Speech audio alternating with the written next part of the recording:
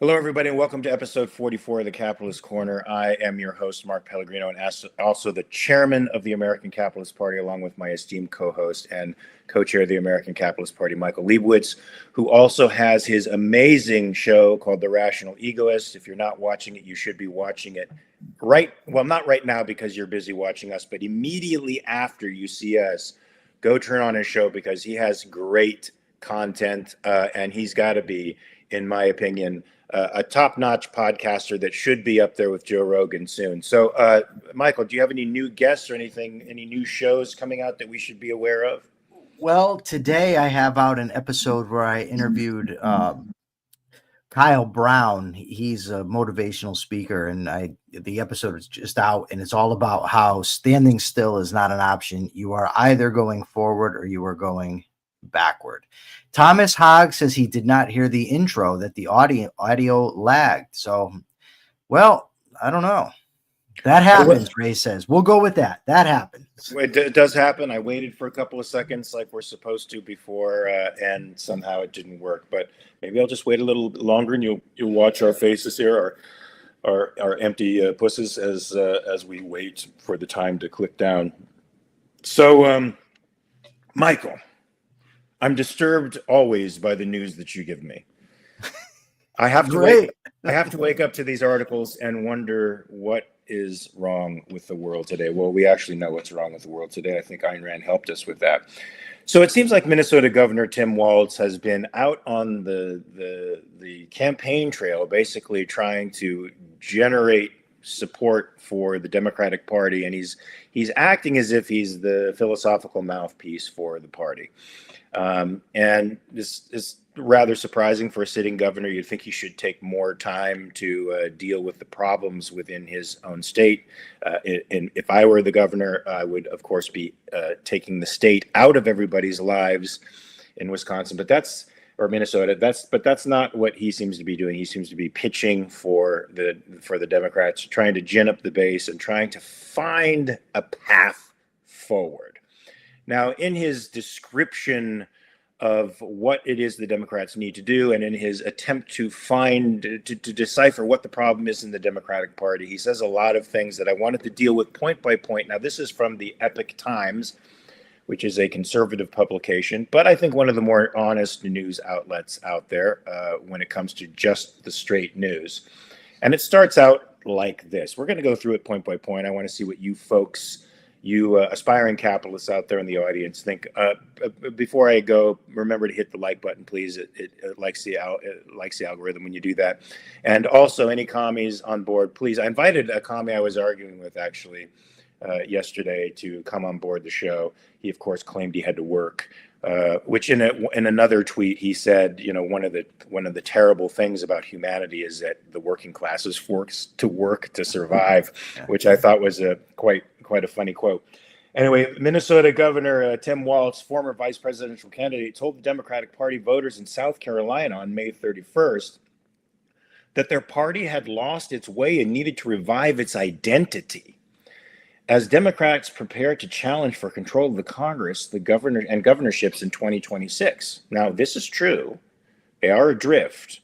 But let's see in which directions Tim Walz thinks the Democrats should go. Walz, who was a former vice president, Kamala Harris's running mate in 2024, gave the keynote address at the South Carolina Democratic Party convention and opened with a general critique of President Donald Trump's second administration, mentioning topics including the One Big Beautiful Bill Act, the Department of Government Efficiency Act, policies, and the president's decision to accept Qatar's gift of a Boeing 747. Now, let's deal with each one of these separately. Sure. I wonder what his critique of the One Big Beautiful Bill Act is, which, by the way, increases government spending by up to $5 trillion, folks. So it doesn't cut government spending at all. The DOGE cuts that were projected to be $170 billion will likely be somewhere in the neighborhood of $16 billion, if even that. It's still questionable as to whether the Senate will adopt them.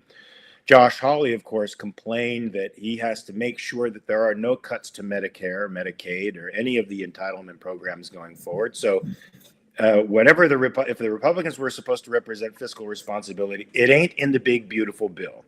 So I'm imagining he is pretending that the bill is full of cuts to government spending, and he's trying to push that forward as an attempt to cast the Republicans as the mean guys who are taking away the stuff that people have a claim to. Do you think that's where he's going with that? I do think it's where he's going with it, and it seems to me that the Democrat solution to their woes is more of the same, and we'll see that as you dig deeper into the article. But just running against Donald Trump, Trump is bad, it is not going to cut it. They don't seem to have a compelling vision. Even if they had a vision, I mean, look, Barack Obama, I hated him. I couldn't stand him. I thought he was a demagogue. I thought he was dishonest, but he did have this vision, right? That he promoted. He's the change we can believe in, right? The audacity of hope. But this is just nothing. It's nothing at all. You're just criticizing Trump, and you're criticizing him for basically not increasing spending enough, right? That we need to put more money. Government needs to be doing more. And I just don't see that as a compelling message. I really don't. They need to come up with something, some sort of an argument, something to convince people that they are the way forward. They need to get back sort of the working class, and I hate the term, but I don't have a better one for it at the moment. They need to get back those voters. And the Tim Walz method or strategy, whatever you want to call it, it's not going to cut it, and I can't believe anybody thinks it will. Well, if they think I think they already have a base to appeal to, in the sense that most people, unfortunately, have been conditioned to believe that the government should be doing more than it is. And that cuts across both the left and the right. That's in a CNN poll that we're going to be talking about later on. And that's an unfortunate development for anyone who has a liberal mind and a bent towards freedom. It doesn't look like the majority of the population necessarily believes that the government should just be a policeman or a court or an army officer protecting us from the bad guys, but that they have problems to solve. They don't have problems to solve, folks. They only have the problem of protection to solve. We have problems to solve. We as individuals have problems to solve, and we can do that when we are free to do that. But he did accuse the Trump administration of cruelty and corruption. Now, the cruelty comes from all those nasty cuts that they're supposedly making to the budget, all those nasty firings that they're doing to the federal government. Even though the federal government could be 99% smaller and nobody would notice the difference. In fact, you'd probably notice a positive difference for yourself, folks, because capital wouldn't be drained from your wallet. Money that you earned wouldn't be going to pay for the parasitic political class's schemes. But according to Walz, he's perpetuating the myth that Trump's administration is cruel and corrupt because it's cutting government, which it really isn't. Now, I find that extremely demagogic. He's specifically calling Cutter's gift an example of corruption, and the deconstruction of the federal budget as an example of the cruelty. Now, there is no deconstruction of the federal budget, but we can say that accepting a $400 million airplane from one of the primary sponsors of terrorism around the world is a dumb thing to do. Can we not? Yeah, and part of the problem is if I critique Trump, the big beautiful bill or the gift from Cutter or his immigration policies, I'm doing it from a principled stance that people have a right to be free. People have an individual right to their lives, their liberty, in their property that they've earned. And so, in that we're governed in this country by a constitution, right? So now if you reference me, Cutter, I would say it seems to me it's a clear violation of the emoluments clause. If you talk about him, the government cutting spending, I would say, okay, the only way they can spend is if they steal. And if you steal, it's wrong. But Tim Walz is not going to say any of those things. Neither are the Democrats. Their goal, what they want to do is just promise people stuff, right? You can have this, you can have that. And if the government stops giving this to you, you're being stolen from, your rights are being violated. But there's nothing principled. There's no principle involved in the critique of Trump other than we don't like him and he's not giving stuff away at the rate that we want to. right? It's not even when in the case of immigration, they're not saying that to keep immigrants out violates the Constitution. They're not saying it's initiation of force against people crossing the border or that it violates the rights of the people who wish to deal with them. They just say, oh, maybe it's racist or it's mean, it's not humanitarian, and a whole bunch of buzzwords, but there's no principled argument behind any of it. I would agree with that with respect to both sides. So he says, we got to be honest with ourselves. We're in a mess. Well, this is true. Sometimes a stopped clock is right twice a day, but let's see where he goes with that. We know who Trump is. He told us, and he does it every day. But we're in this mess too, because we lost our way. We lost our way a bit as a party. Now, let's see what he thinks the solutions should be. Walz said Democratic Party was the party of the working class, and it bothered him to no end that not only did they lose a chunk of the nation's working class voters in the last election, they lost it to a billionaire. You got to love how all this is like class consciousness, class conflict, nonsense, Marxist, street level Marxism 101 coming out in his commentary. And people within the Democratic National Committee are probably just nodding their heads because this is the world they exist in. This is the moral premises they come from. And he admitted that the billionaire made the working class feel heard. Well, that's true. He did make the working class feel heard, but what was the working class saying, I wonder? And what is Tim Walz's solution to the working class's complaints? What do you think the working class was saying, and if they could articulate it? I want to flip this just a little bit and say that I find it ironic, and I don't know for the same reason as Tim Walz, that the working class has so identified with this billionaire, corrupt politician, corrupt real estate developer, and they think he's one of them and that they live vicariously through him. I just want to put that through. That is crazy to me. Like, I can't even, it's so nuts to me. You have an idea why? Because I have an idea why that is. I do think I know why. It's because he talks their language. He talks like a person on the street. He seems like he's just a straight shooter. He doesn't censor himself. He swears like a normal everyday person. So I think that is in large part why. Plus, he has the tendency to paint people as victims. And with a large amount of people, if you paint them as victims, you'll never run out of fans. Because if somebody has the ability to say, it's not my fault, it's your fault, most people, I don't know about most, a lot of people are gonna take that opportunity. So what do I think? I think that we, you, me, and all of us advocates of capitalism have not done an effective job. And I don't know if we even can do the effective job, right? I don't know if it's possible. I think it is. I don't know it is. But of conveying the idea that capitalism is the moral system, capitalism is in their best interest, free trade is in their long-term best interest. So we haven't done that. So now you have a vacuum that comes in. You have actually, no, you don't have you have a vacuum, and Trump fills it, where you have people that have lost their jobs, their communities are changing.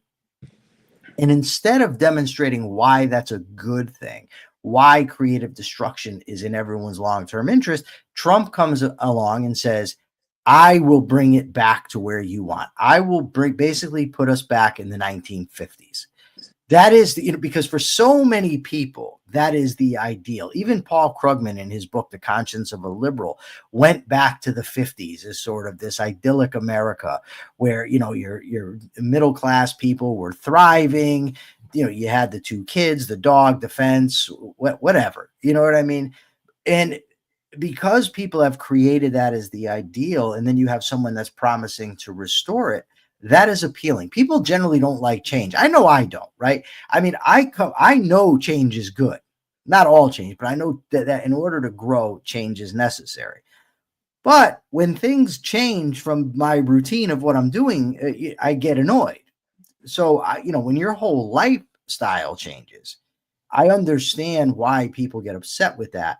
But what we need to do is come in and explain why that's a good thing and that it can lead to serious growth, and not allow the Donald Trumps of the world to exploit these people as teach them that they're victims and promise them things that ultimately he can never fulfill.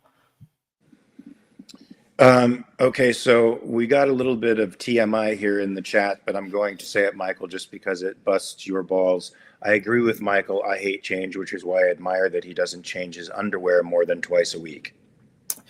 How he would know that is a little strange to me, but okay. That thought did occur to me, that he knows something, and he's come by that knowledge and by nefarious means, but I'll let that go. I also think that Trump spoke the language of the quote unquote middle class. That was in terms of a culture that was increasingly elitist, a culture that was increasingly marginalizing everyday folks and making them feel like they were outside of the loop, and increasingly taxing them and stealing what they earned in order to fund these crazy elitist schemes, and while at the same time insulting them and claiming that they didn't really know enough to handle their lives. And I think Trump sort of threw that back in their face and gave them a voice that they felt they were losing in the culture. And that's why I think the culture wars were so important for the Republican Party to try to retake back. But listen to what Walz says is the center of the Before we move on, I want to address this, because to me, this is vital. This is the heart of the matter, and this is the challenge. So Scott says, basically in a sarcastic tone, because the exclamation point, it's good you lost your job. Okay. So what do we do, us proponents of capitalism? We can't tell people they're never going to lose their job. That's just not true, right? That's not reality. Trump comes in and lies to them, and they go for it, but he's not going to come through on what he says either. So what is the solution, Scott? Please type it into the comment section here, because capitalism is what works. Capitalism is what does good for the most amount of people. It's also the only moral system in that it doesn't initiate force against people. So should we pretend, Scott, that people won't lose their jobs ever? Should we promise them that the government can step in and help them and save them? Should we initiate trade wars across the world to prevent cheap goods from coming in so that everybody's standard of living drops? Is that what we should do? So here's Scott's answer to this. There is a globalist system of altruism where we pay for the world, and it was worth calling out. That's why Trump connected with others. Okay. Well, then why not, if you just want to stop, I'm going to show you why that's wrong. If that were true, then what Trump would have been saying is we're going to cut all foreign aid, which he has not done. We're going to cut domestic spending, which he hasn't done. We're going to cut military spending so that we can bring troops home from the bases that we're at around the world, which he has not done. What he did is lies and says that via free trade, we're getting ripped off because there's trade deficits, which he does not understand. He doesn't understand that all that represents is that people are choosing to buy things. Individuals are. So the idea that, yes, we're being ripped off by the world, if Trump really wanted to solve that, he would have. Scott says he started with US aid. Yes, Scott. The United States debt is upwards around $37 trillion. Trump wants to increase spending on the military, but yes, he cut something that you don't like in U.S. aid, which was minuscule. So exactly, Greg Doherty. They were theater. So Scott, please come back better with the argument. Don't bring me Donald Trump's talking points. Give me a rational argument. And let's forget about the fact that bringing back a manufacturing base is putting us back in time because we're too rich to have it. But that manufacturing base, there's no real infrastructure for it at the moment. So we're talking about maybe 10 years to be able to build up this manufacturing base that everybody thinks can be just instantaneously had because Trump said it can happen. It's not going to happen over a long period of time, and probably shouldn't, because we are a different economy. And then the labor for that manufacturing is going to be far more expensive than everywhere else. So your cost of living is going to rise. Your dollar, your real wage is going to shrink. All to protect certain industries that have political pull with Trump. We already know that that's sort of the way he operates. Apparently, he just pardoned a couple of people that donated $1 million to his campaign. Right. Okay, I want to continue for a second here because this is, I think, beautiful with the comments from Scott, because I think it's illustrating a point that we, I think, ultimately need to contest. He pivots now, Scott.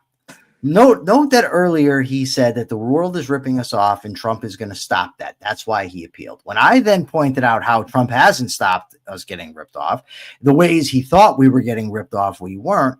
And the spending, the deficit is just growing. Scott then pivots to this, and this is so common. He's not an Ayn Rand candidate. In other words, you're being idealistic.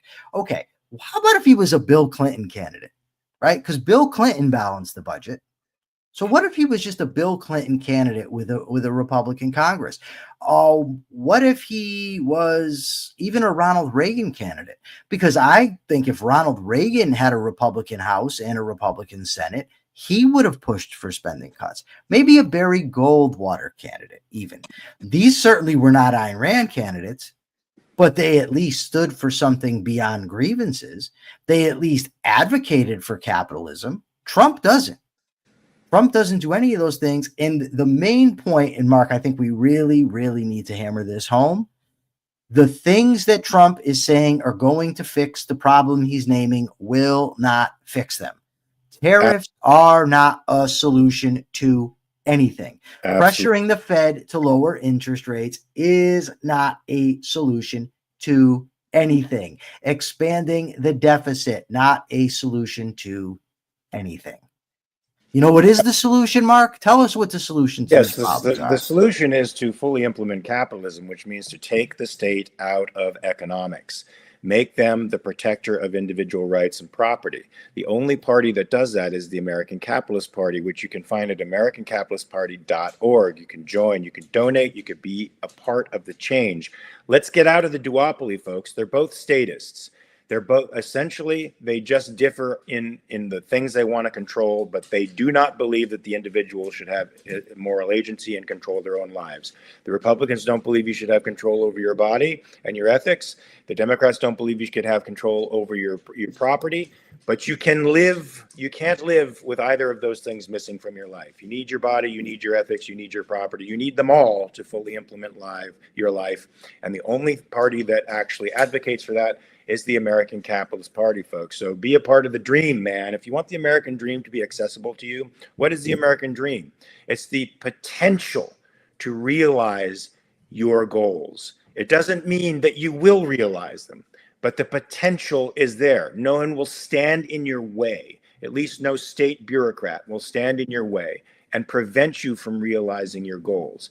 I consider that, though it won't actually be like heaven on earth, because there could be no such thing, but as close to it as one can possibly get.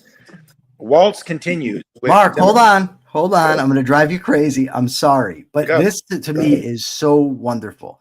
While you do that, I have to rescue my dog. So okay, we'll rescue Frankie, and I'm going to explain something. So this started with Scott's comments when I told Mark in the audience that we have to do better at communicating to people that creative destruction is a long-term good thing.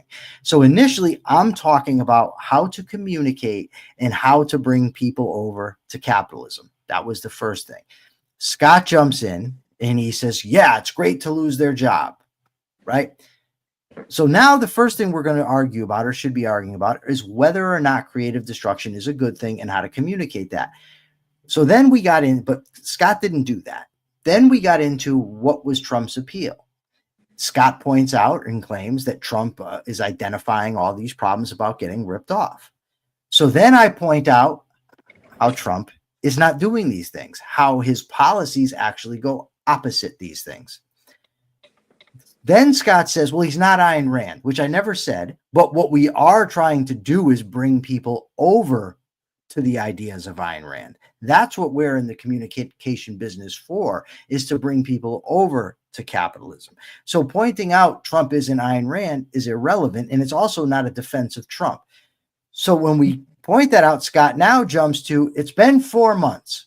Actually, he had 4 previous years in which he drove up the debt, barely grew the economy even before COVID. Once COVID, it was anemic, not even, I mean, barely a statistical error in the growth in the economy. He also supported lockdowns and employed the Fauci regime. He also had Saudis and Russians cut oil production. He also put pressure on the Fed to cut interest rates. So that's what he did in his first term. Cut interest rates 4 years. to negative interest rates, I might add. Yes. Wanted them to go negative. So now Scott comes to this. Trump was a better choice than having Harris and Walz. Okay. That is so removed because, first of all, neither Mark nor I argued that he wasn't better than Harris or Walz. The Mark's thing and my thing was, why did Trump catch on so big? Not why did he win a narrow election where he didn't even get the majority of the country, or rather, he didn't even get the majority of voters to vote for him. He got 49 point something percent. And then that is not even including the people that don't vote. We're talking about the specifically middle-class people that have become diehard MAGA, right? That's what we were talking about. And now the argument for Trump has come down to he was a better choice than Harris. And this, Mark, is what always happens when arguing with so-called objectivists who support Trump. They start off saying, Trump good.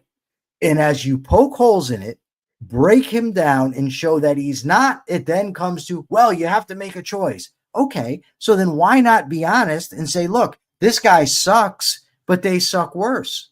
I have no issue with that. I personally didn't vote and wouldn't vote for either side. But if somebody says, well, I think Trump's the lesser of two evils, I can buy that. But back to what I originally sparked this, Mark. So when we can I before you go on? You can. When you say the lesser of two evils, the person who's voting for the lesser of two evils has to still keep in mind that they're voting for evil. And do you really want to be complicit in voting for evil? Do you really want to? I mean, ideally, we should have a none of the above category now that the duopoly has control, and there's essentially no differences between the two. They just differ in degree and what tribe they think should be ruling the roost. There should be a none of the above, because that would enable people like us, people who are outside of the political spectrum, who actually still hold on to classical liberalism as an ideal, to make a true choice. We can actually make our voices heard by rejecting the choices that they have given us, as opposed to silently rejecting them and our political voices going unheard. And I think that would change the political spectrum quite a bit. It's actually part of the Capitalist Party platform.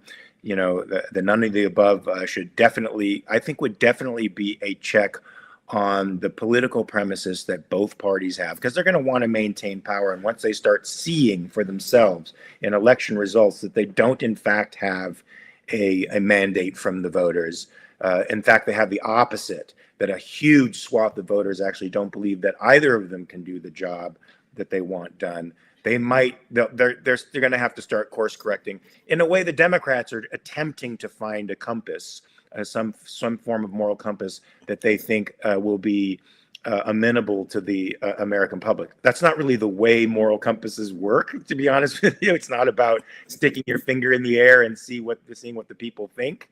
You either stand by objective moral principles or you don't. You're just trying to grab votes. Yes. But and anyway, I want one more thing with Scott, and then we can move, because this to me is very educational here. Yeah. After I said that Trump employed Fauci, now Scott pivots. Biden promoted Fauci. Notice, we're not addressing the actual claim of what Trump did. We're switching Biden.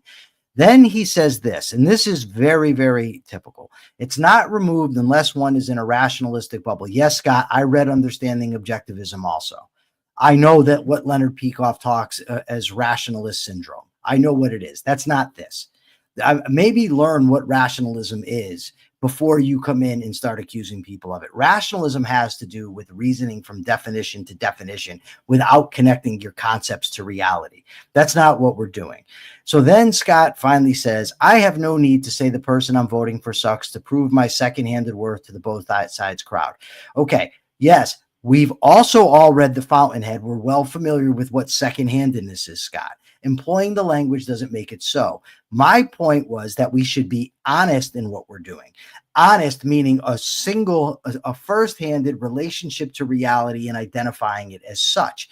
I said that because you went to, we picked Trump because he's so much better than Biden or better than Harris. The point is then be honest about it. Don't pretend he is good. So now that, we've had our chance, we've had our foil for the day, Scott and everybody else can continue to beat up on him in the comments. That's fine. But the challenge remains, Mark, is for us as communicators we have to both tell the truth, of course, but we want to bring people in. But we have to be honest that there's a lot of people out there who reason in the way Scott does. So you can't ever reach those people. Well, so I wouldn't call that reasoning. I would say abandoning principles for what they think. Sure, rationalizing is what it is. But my point is that I think that we have a serious, what's the word I'm looking for here? Challenge in this, right?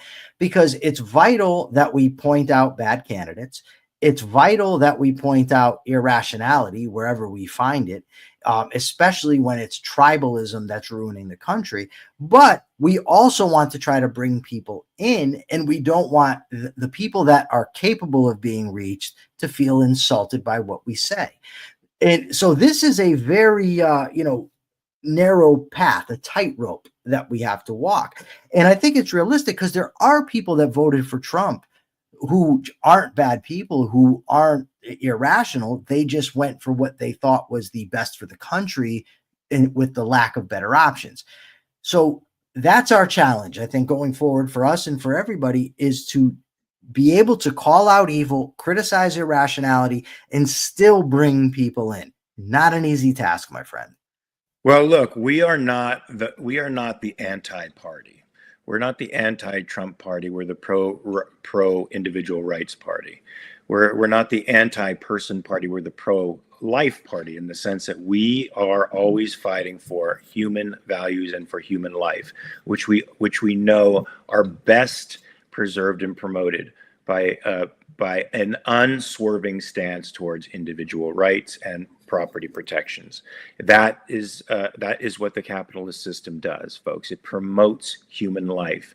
It's flexible enough to change with innovation, which only serves everybody. It serves everybody's interests. That defunct businesses that no longer provide real value for anybody, or value at great expense that could be had for a more accessible, less expense. It serves that those forms of production change and modes of production change, and that innovation changes, and that means jobs and demographics shift. All of that is good. We live in a dynamic universe, folks. You don't want to have a static political system to operate in a dynamic. Sorry, I'm dealing with my dog. You don't. We love Frankie, and if anybody has a problem with Frankie, then I have no problem dismissing them. Let me just put that out there. Good. So you want to have a dynamic political system that deals with life, with reality, which is dynamic in and of itself, not a static political system that attempts to freeze you in place.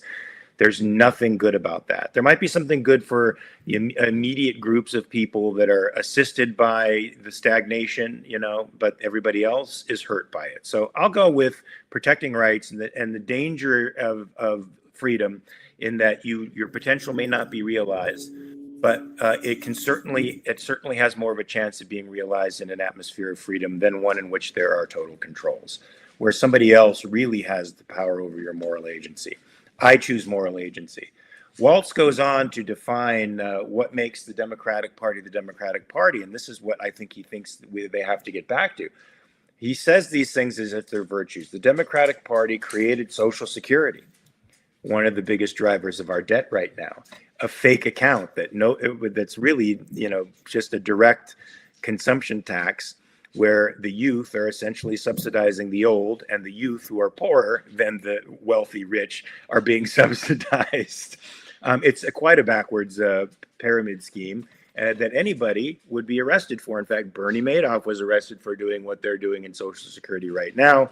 And I think Congress should probably serve time for that too. They gave us Medicare, also a major driver of the debt, a siphoner of productive capital away from from innovation that makes your life better into these political dependency systems, which, folks, let's be real. This isn't about helping people. The Democratic Party really isn't about helping people. If they were about helping people, they wouldn't have plantation politics, and they wouldn't want to put you on the plantation and make you dependent upon them. If you're a good parent, what makes you a good parent is by turning out a child who is independent and productive. They can live on their own, so you can stand on their own 2 feet and make judgments on their own. You don't turn out a good child if you've made somebody a complete dependent on you. That's a neurotic child who's incapable of dealing with life, too fragile to deal with life. You haven't done a good job parenting if that's the child you turn out. And yet that is the kind of people the Democrats extol. That's the kind of people they praise. That's the kind of people they give moral stature to. And that's the kind of people they build their government structure around and expect you to sacrifice what you've earned and your values for them. But it's really a political patronage system, folks. It's really just a spoil system democracy where if they gain the levers of power, they take your shit and give it to the other people. And then you get revenge in the next election cycle by getting your guy in power so that you can take shit back from them. And it's a system of civil war, low-level civil war and theft on a grand scale. That does not a peaceful society makes. What it creates is a society that is in constant conflict with each other, divided into interest groups that are trying to take stuff from other people. That does not a society make. And that is not what a capitalist society is. A capitalist holds each and every person responsible for his own life. You're a producer. Every one of you, no matter how menial you think your job is, you're producing values. You're assisting in the production of values. And you know how you know that you are? You get a certificate called $1 in exchange for that service, for that production of values. And then you exchange that on the market with other people who produce values. You're all producers. It's not like there's producers and consumers.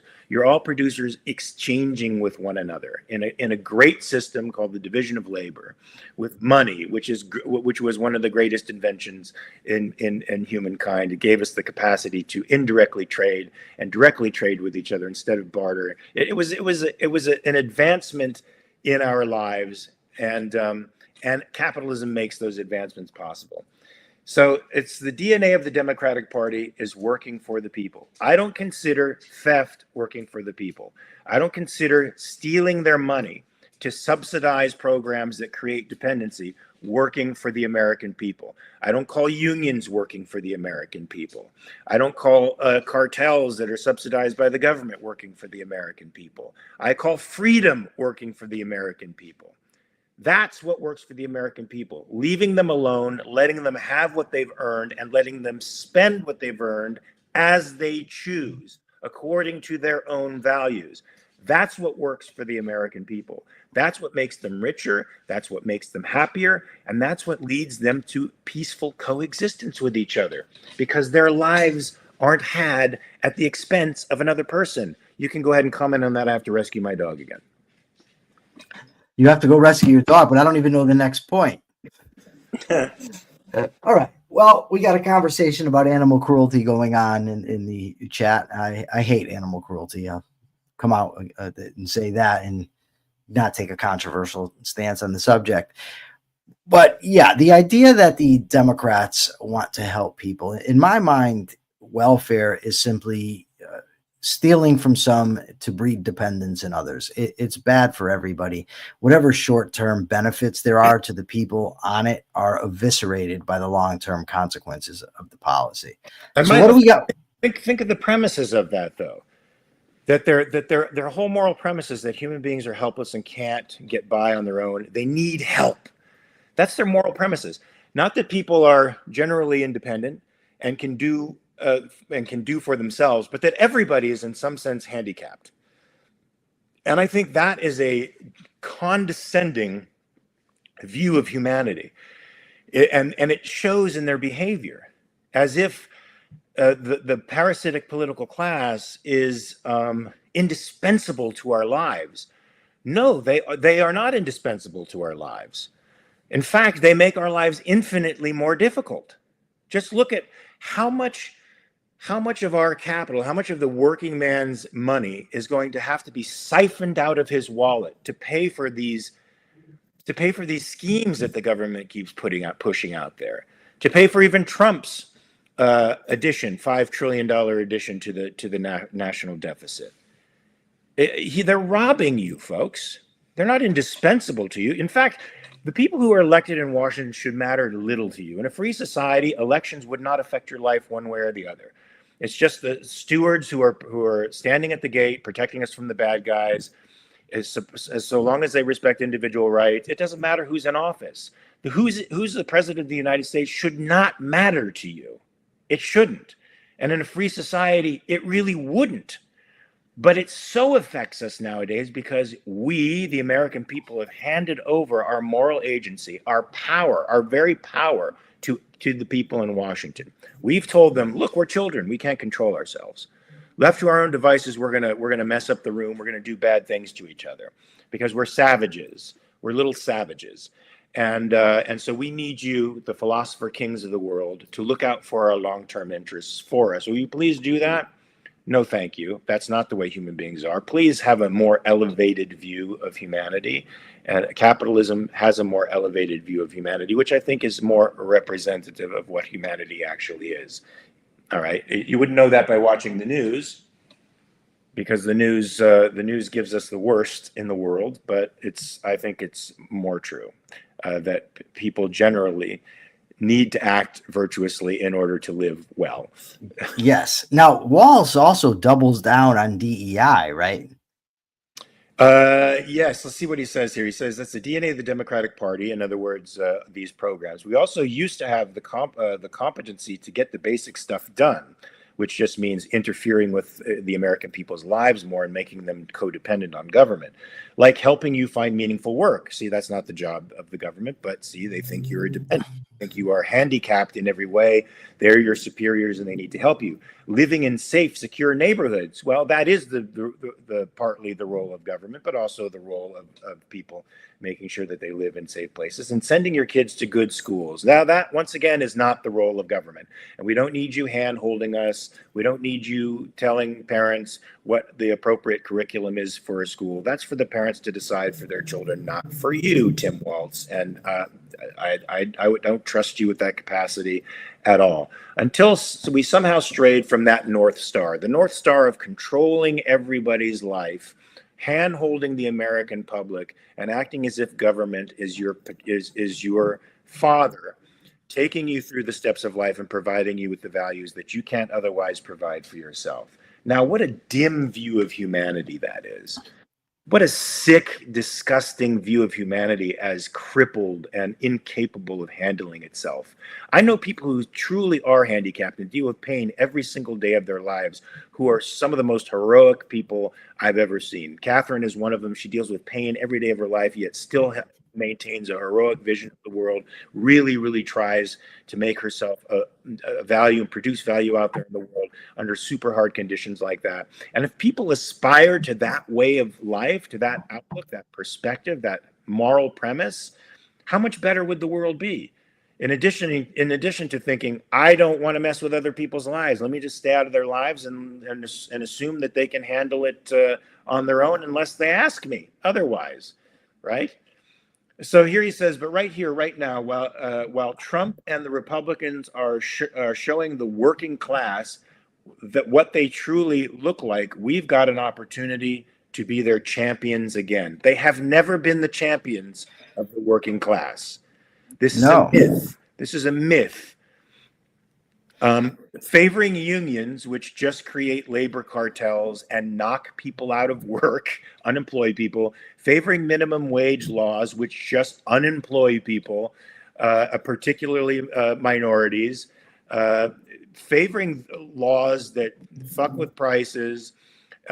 All of these laws that the Democrats claim are in favor of the working class actually harm the working class on every level. They actually unemploy people. This is not, in my view, working for the working class. Regarding DEI, Walt said, we focus on it because it's foundational to everything we do. Closing that gap is not only morally the right thing to do, our future depends on us closing that gap. Now, here's the thing I don't get, right? It starts off with what we need to do differently, and it ends up with we need to just keep doing what we've always done. Yes. Right? But what is different about what he's saying here than the left has been saying for at least 10 years, probably longer? What's different? Nothing. The left thinks you are incapable of living life on your own. You're naturally handicapped, and only they can save you. And they can only save you by pointing the gun at people who are making you handicapped and incapable of living your life. Those are the oppressors that they've labeled the oppressors, who are, of course, the rich folks. And we're gonna point the gun at them and steal for you so that you can live a happier life. I'm sorry, nobody lives a happier life under those conditions. Everybody's pretty much miserable. I personally don't feel that it's weird for me because I don't feel envy towards people who have more than me.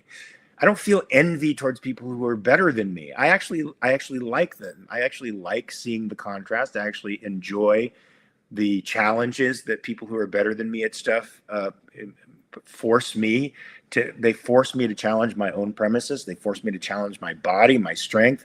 They force me to be better, right? Like weight training trains your body. It builds your muscles and your bones. It's the resistance, it's the stress to your body that's actually good for you.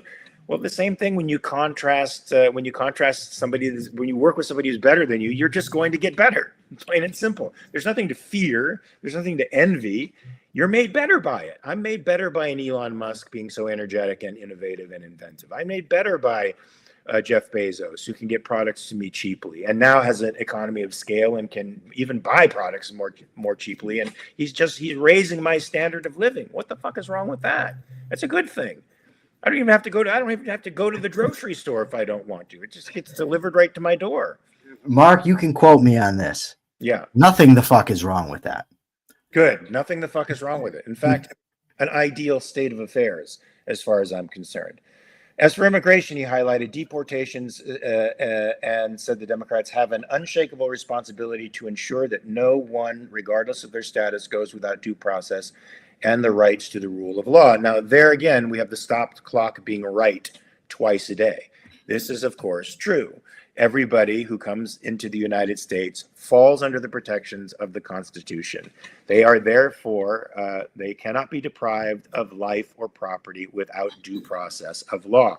This is the way a representative republic that respects individual rights and property works, folks. So he's right in that respect and wrong in every other. And this is part of the problem with both of the parties. They have elements to them that are right. And they're just enough right, I think, that they attract people who have a sort of ethical compass. But they're wrong in every other respect. The good thing about the Capitalist Party is that it takes all the right stuff from both sides, combines them into one without trying to do that. We just have principles, and it just so happens the things that both sides are right about happen to fall under the umbrella of capitalism. That's quite by accident on their part, of course. Walz acknowledged that some of the audience might think that he was the one who lost the race, and he was the last person they wanted to hear talking about the party losing its way. He said none of them could shy away from asking the hard questions that need to be answered before the next election. He's asking the questions, but answering them, as you said, Michael, with the same answers they've always come up with for the past 20 years, the same answers that, in fact, alienated the left liberals, actual liberals who understand somewhat what liberalism means, and alienated the Republicans and the working class from them. So they're still marching to the same drummer, that same platonic Marxist drummer that they can't seem to get out of their heads. We are the antidote to that, folks, the American Capitalist Party. Anyway, I thought we needed to deal with that article in a more detailed fashion. So I hope nobody was. I got kind of an announcement to make. Yes. Okay, my announcement is this. Mark and I are both big believers in free speech. Freedom of speech means that the government cannot censor you. But we have somebody in the chat who is coming dangerously close to just pure bigotry and racism. Oh, I love open discussions. They're great. I don't know that he's crossed that line yet, but understand, anybody listening, if you cross that line, I will mute you. You have no right to our platform. You have no right to be in the comments or to have us talking about you. No, dumbass. And this is where we have the morons, and it's WZ. He says, I'm into free speech unless it's hate speech. No.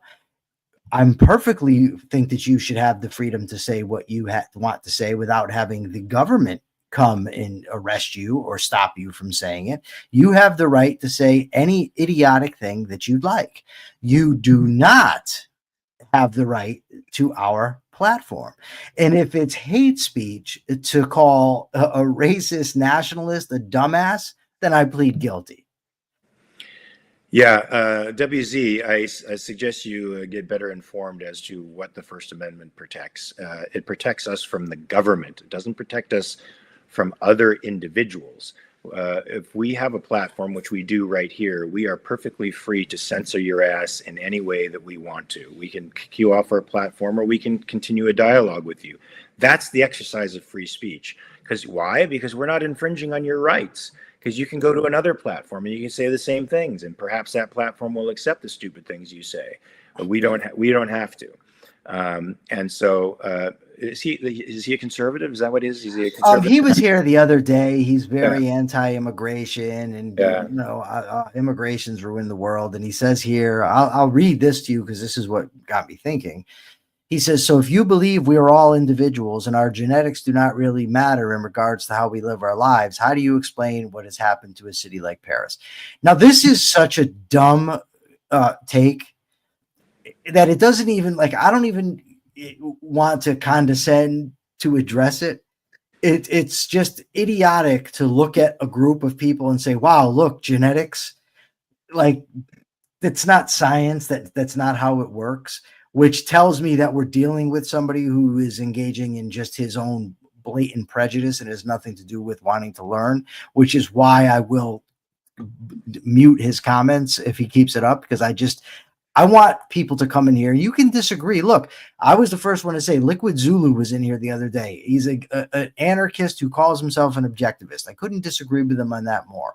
But I was all for letting him in here because he was disagreeing respectfully. That's fine. Scott is here. Scott, I'm not muting him because he's being respectful and he's making points that, are his points, and they're not being rude or anything else.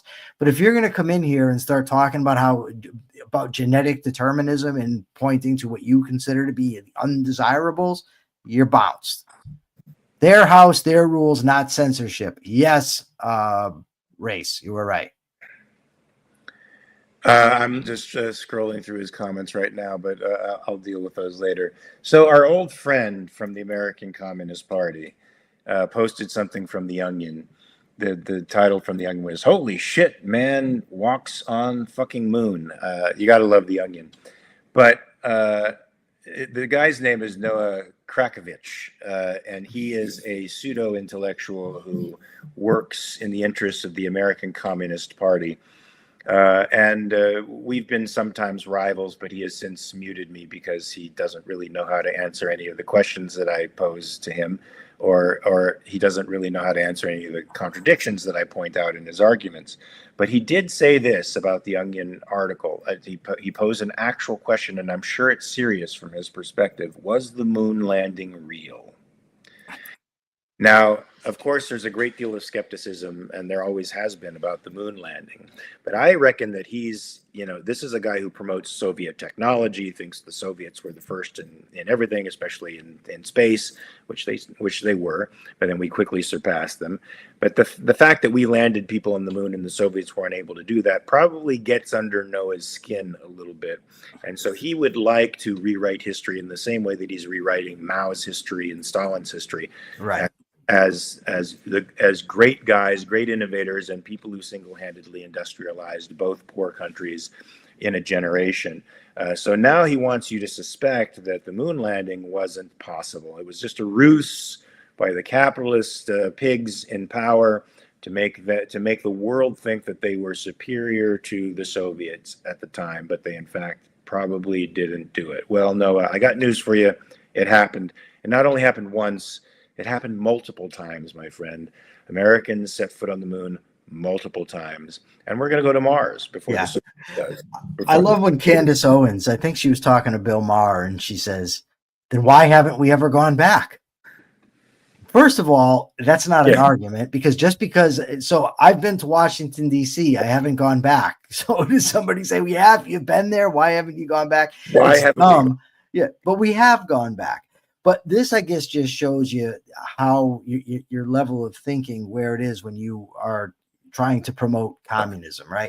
And you're right. They try to rewrite history of Stalin, Mao, modern China. It's totally bonkers. Yeah, it's what's responsible for the economic growth of China apparently is communism, not that they liberalized markets and actually started dropped Maoism for a few short decades. This is sort of a madness that is actually getting a little bit of purchase, it seems, in the culture, right? We now live in a culture where people think the Earth is flat. That's a viable alternative to the round Earth theory, and the idea that we didn't actually go to the moon multiple times. I'll tell you why we didn't go any more times to the moon, and probably why we don't have bases, folks, is because NASA became the bureaucratic nightmare that all government agencies become, and it became bogged down in bureaucracy, and every project became an expensive labyrinthian affair that prevented them from moving forward. So thank Dad that space travel is now becoming privatized, because now we will actually probably have bases on the moon within our lifetime, and hopefully launching pads from the moon that can take us to Mars before I pass away, sooner rather than later if the government stays out of it. And I think it's time for the capitalist thought of the day. We don't have time to get to some of the other articles which were disturbing. Well, you blew it, didn't you? Well, I wanted to go through that Epoch Times article because I thought it was interesting that the Democrats are soul searching, but they're coming up with the same answers that they've always come up with. It was, Mark, but I sidetracked us more than you. That's what you say. You say, no, dumbass, it was you. I'll say that next time. So, look, you talked earlier about the fact that we have to convince the American people that the dynamicism of liberty is far more preferable to the stagnation of a communist type organization, governmental organization. Yes, when you are free, there are uncertainties, but uncertainties are far preferable to the alternative, which is the stronghold of an entity with guns over your choice. Their priorities become what matters, not yours. So you want to remain in a world in which you are free to pursue your priorities. There are risks involved in that because life is a risky thing. A proper government protects you in as much as one can be protected by the only thing that can violate your rights, which is the force of other human beings. Other human beings can violate your rights. The exigencies of life don't violate your rights. The happenstance of where you happen to be born doesn't violate your rights. Your economic status that you grew up in doesn't violate your rights. The fact that you have to work to live doesn't violate your rights. Other people violate your rights. And so what we want to do is eliminate that one obstacle, which in our modern times is the biggest obstacle to human progress there is. We want to eliminate the capacity for other human beings to violate the rights of people. And we do that by having a government that is a policeman, not a robber. And that's my capitalist thought for the day. And hopefully we can articulate a message for capitalism that is preferable to the American people over what they currently have, which is the nanny state and socialization and central planning and top-down authoritarianism. You don't need that, folks. It's not good for your life. You need liberty, the greatest innovation since the domestication of fire. So we're going to be here tomorrow, folks. Same bat time, same bat place, 9 a.m. Pacific, 12 p.m. Eastern. Remember to watch The Rational Egoist. Remember to hit the like button before you go. And before tomorrow, I want you to please remember to always check your premises. Peace.